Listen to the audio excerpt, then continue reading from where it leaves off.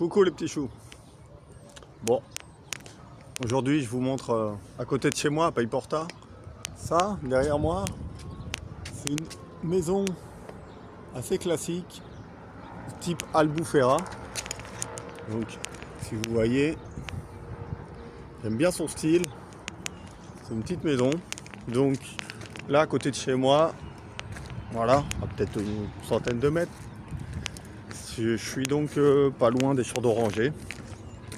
Et aujourd'hui, donc je vais vous parler, comment ça s'appelle, du fait d'aller justement dans un endroit où le coût de la vie n'est pas trop cher.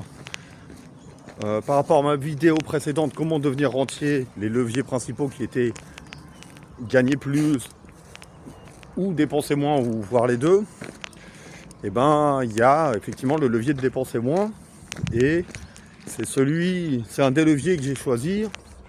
Bon, déjà de longue date, mais plus, là vous voyez, je suis au milieu des champs. Voilà. Alors, pour ceux qui connaissent Marc de la chaîne de la vérité, ici, ce ne sont pas les, comment ça s'appelle, les rizières sacrées de Bali, mais plutôt les champs d'orangers sacrés de Valencia, voilà, de Payporta. Voilà. Donc, bon, ici on a un beau ciel bleu. Comme dirait l'autre, je valide, les palmiers, tout ça. J'ai mis un t-shirt pour vous faire plaisir, vous voyez. Comme vous m'aviez dit, il vaut mieux le mettre à la plage, etc. Mais pas chez moi, ou pas, voilà, pas au soleil, en se promenant, etc. Donc bon, quand il n'y a pas la caméra, je retire le t-shirt des fois, il n'y a pas de souci. Voilà, quand je suis pas face à certains YouTube, personnes, un public offensé sur YouTube des fois. Bref, revenons à nos moutons. Donc, pourquoi je suis venu en Espagne? Eh ben, il y a le cadre de vie, comment ça s'appelle, le fait. Souvent, on me pose la question des Espagnols, par exemple, quand j'ai discuté avec des Espagnols des fois sur des sites de rencontres, des chats, et la question revient souvent. Pourquoi tu es venu en Espagne? Et voilà, la réponse est quasiment invariable, c'est pour le cadre de vie, donc plus de soleil, moins de froid, moins de pluie par rapport à quand j'étais sur Paris, etc. Voilà, régulièrement il fait gris, il pleut, voilà, il fait plus froid. Il y a peu de chances que je sois en janvier, février, en t-shirt ou torse nu. Voilà, ça a peu de chances d'arriver, voilà. Et comment dire, aussi les appartements moins chers et donc un coût de la vie moins cher, globalement, qui est peut-être moins vrai qu'avant, mais en tout cas, voilà, quand je suis arrivé, c'était très vrai. Il y avait un différentiel important au niveau de la nourriture, du logement, tout ça, voilà. Ce logement, comment ça s'appelle? Cet écart a tendance à se creuser. Voilà, au contraire, se resserrer. Sans doute parce que, ces dernières années, l'Espagne croît peut-être plus vite que la France, finalement. Le PIB croît plus vite maintenant. Donc voilà. Donc, je vais revenir là-dessus. J'ai en fait ici, quand je suis venu, j'ai visité plusieurs appartements et je cherchais dans un budget d'à peu près 50 000 euros, un truc comme ça, au maximum, quoi, plus frais. Et donc j'ai finalement trouvé, je cherchais à Valencia ou proximité. Et finalement, j'ai trouvé, vous voyez là, je suis vraiment au milieu des champs d'orangers. Là-bas, vous voyez, c'est les champs d'orangers, par exemple, je vais vous montrer. Je vais vous montrer ici. Alors, il n'y a pas que des orangers des fois. Et je vais vous montrer là. Là, par exemple, je rentre directement dans les champs d'orangers. Vous voyez, ça, ce sont des orangers. Comme ça.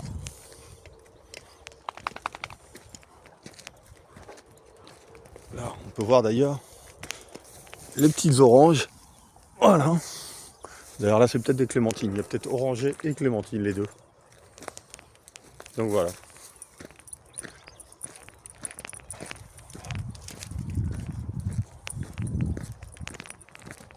Voilà. Donc voilà, je suis juste à côté de chez moi, c'est vraiment les champs, on peut se promener tranquille, il n'y a personne quasi. De temps en temps quelqu'un qui promène un chien, etc. Voilà, c'est tout. D'ailleurs c'est là des fois aussi qu'on promène la chienne, elle adore pouvoir courir un peu. Voilà, donc je reviens à ça. Ça peut faire rire, mais quand je suis venu, j'avais pas tant que ça d'argent non plus. Voilà, j'avais, comme je vous ai dit, quand je suis arrivé en Espagne, j'ai pensé à partir en Espagne, j'avais 184 000. Et au moment, après avoir réservé le billet d'avion, j'étais à 187 000, un truc comme ça. Donc je débarque avec mes 187 000, j'ai absolument aucun engagement. En France, j'avais vendu mon appart, j'étais 100% cash. Vraiment, j'étais... Voilà. Là. Je vais vous montrer d'ailleurs, ça c'est ce qu'on appelle des acequias. Où donc, on se promène le long de ça. Vous voyez ? Voilà, ça vaut pas les rizières sacrées que nous dit Marc à Bali. Hein. C'est beaucoup plus vert en fait. Voilà. Mais moi j'aime bien, je kiffe en fait. Je kiffe cet environnement calme, comme vous voyez. J'aime pouvoir me promener tranquille, que ce soit au printemps, hiver, été, etc. Automne. Automne ici c'est comme un second été, hein, franchement en Espagne. Donc voilà.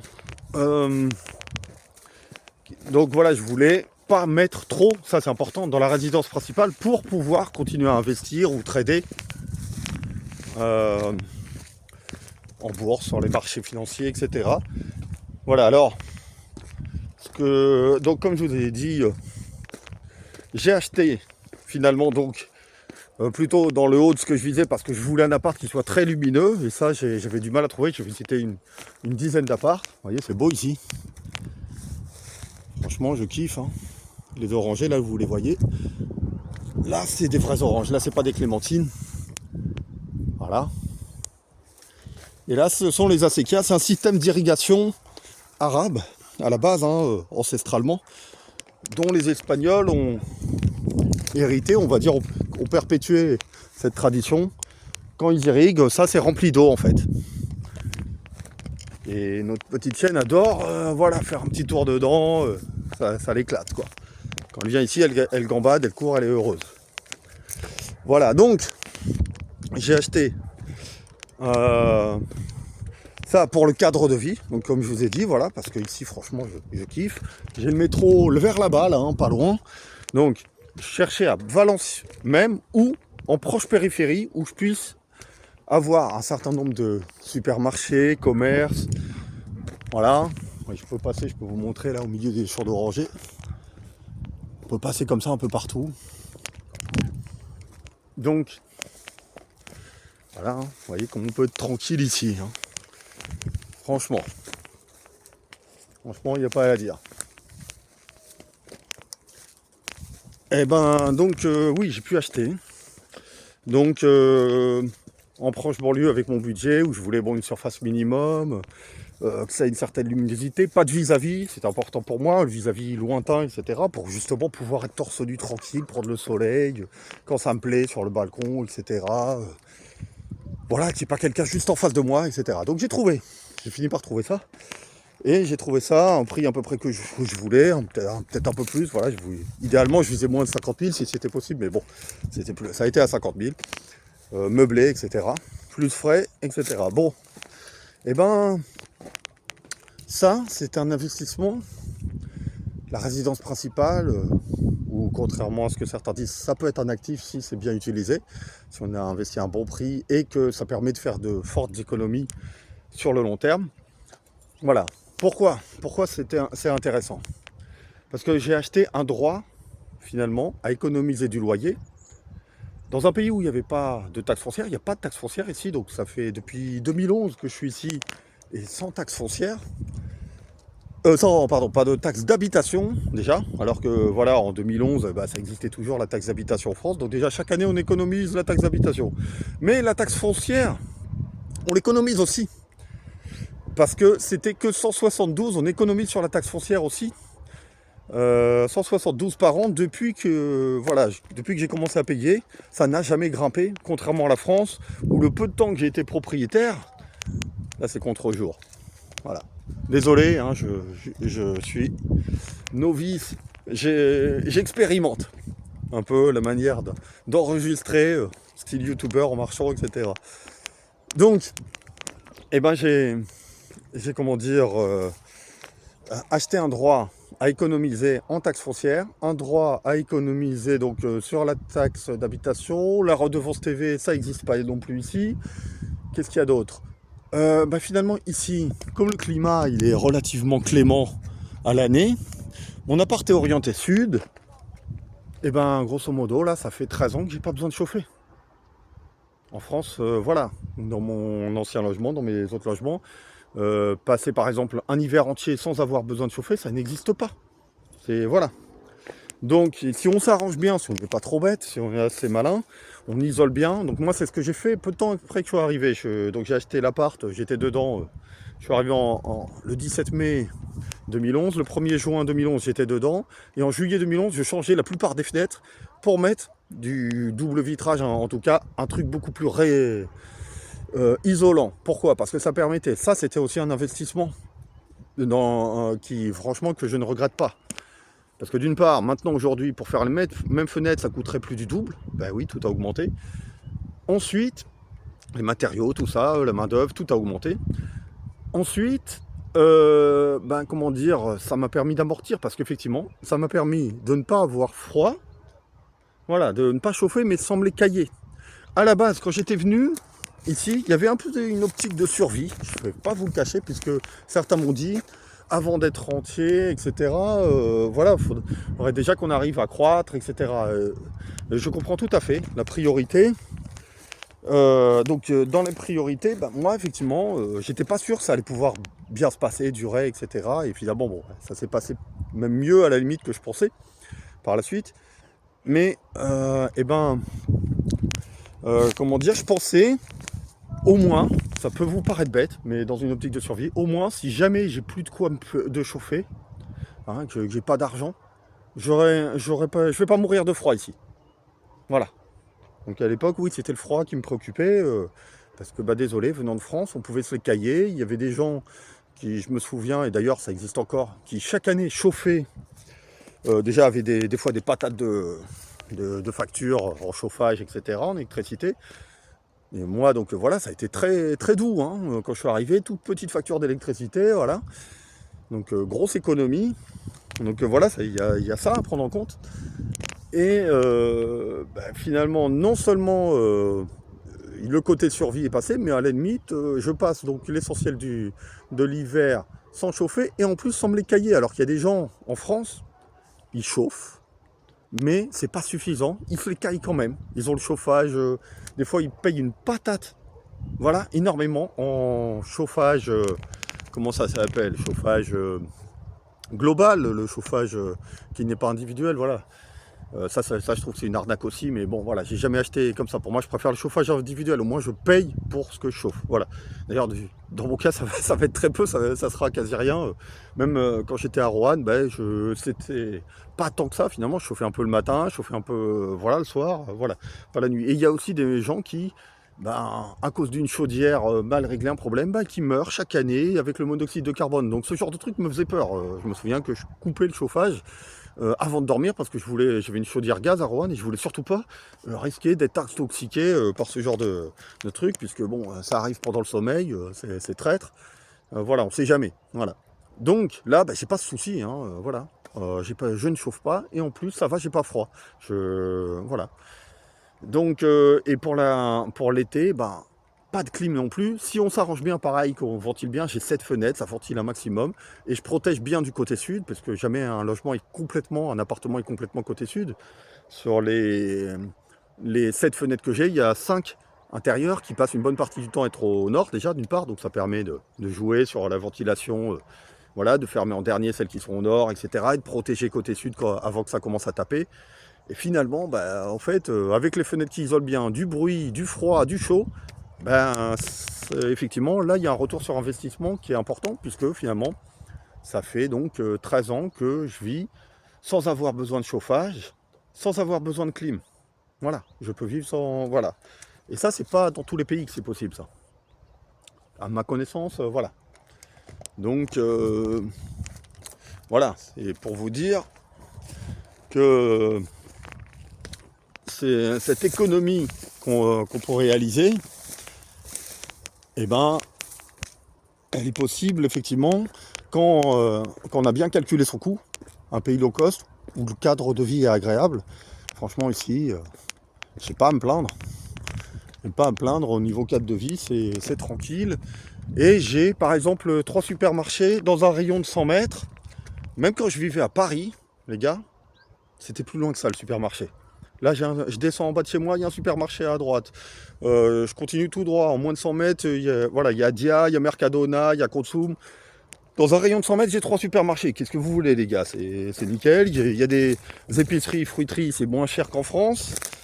Parce qu'en France, contrairement à l'Espagne, eh ben, en général, c'est plus cher les épiceries qu'au supermarché. Et là, c'est l'inverse. Souvent, les fruits et légumes sont moins chers dans les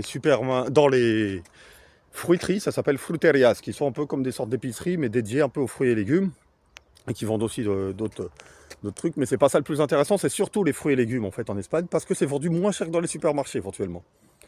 Donc voilà, donc là, ça passe par ça aussi. 15 € de frais de copro par mois, 172 de taxes foncières, pas de loyer, pas de besoin de se chauffer, pas besoin de clim. Et je vais même vous dire, en plus, éventuellement, ça peut être choquant, mais j'ai de plus en plus optimisé le truc petit à petit. J'ai éventuellement même pas besoin des fois d'eau chaude en fait, puisque des fois je peux avoir l'eau chaude directement chauffée par le soleil, les gars. Donc j'ai des factures effectivement qui tournent actuellement vers les... On est en 2025, vers les 20 €, voilà. 2024-2025, vers les 20 € par mois. Une vingtaine d'euros, donc voilà. 20 € par mois, vous me dites, comment vous faites ça en France ou ailleurs d'ailleurs, même en Asie, même les gars qui aiment bien voilà, dire c'est pas cher la vie en Asie, souvent ils tournent au-dessus de ce coup-là en fait. Voilà, ils sont pas à ce coup-là. Donc désolé les gars, c'est vraiment pas cher ici et le cadre de vie est agréable. L'essentiel de l'année, on se les caille pas, on est bien. Vous voyez ma tenue en t-shirt, voilà, il n'y a pas de... Il n'y a pas de souci quoi. Donc voilà, d'ailleurs si j'allais ailleurs, la concurrence est rude. Hein. Il faudrait que je trouve un endroit où le coût de la vie est vraiment pas cher. Je vous assure que la barre finalement au niveau coût de la vie pas cher et cadre de vie agréable, c'est placé assez haut ici quand même. Voilà. Donc voilà, je vous dis, c'est intéressant de regarder ces paramètres quand on veut être rentier, forcément. Là, je vous ai dit également au niveau sécurité sociale, en fait ça peut être gratuit éventuellement en Espagne, ça dépend aussi si on est en bonne santé ou pas. À la limite, si vous êtes en mauvaise santé, vous pouvez toujours contracter, prendre une assurance privée. En fait, c'est complètement séparé en Espagne et en France, je pourrais revenir là-dessus. Mais voilà, pour vous dire que ici, franchement, le coût de la vie est quand même vraiment pas cher. Globalement, et que c'est un plus. C'est pas obligé que ce soit l'Espagne pour vous, ça pourrait être effectivement aller en Asie, etc. Mais voilà, c'est un calcul global. Ça peut être en province, en France, je sais pas aussi, ça dépend de la configuration toujours. Quand j'étais à Roanne, c'était globalement pas cher aussi.